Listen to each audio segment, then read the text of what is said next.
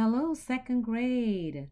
I wanted to write you another letter this week because if you remember last week we started a new unit on letter writing.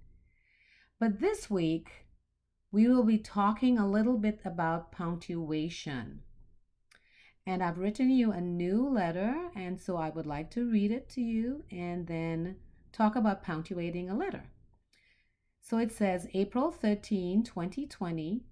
Dear class, last week we began a unit about letter writing. We learned about the parts of a friendly letter. What do you remember about them? This week we will learn about punctuation in a friendly letter. Sincerely yours, Mrs. Tillman. Okay, I wanted to kind of point out to you, and I want you to think about, what do you notice about the date or the heading?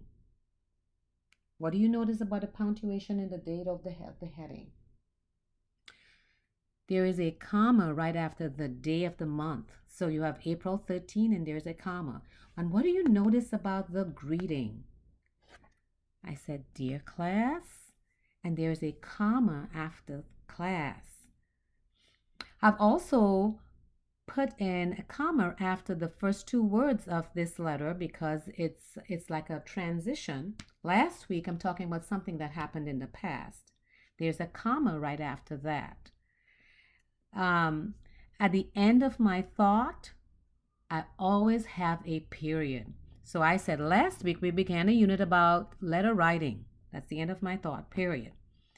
My next sentence, we learned about the parts of a friendly letter, period, again. Then I had a question.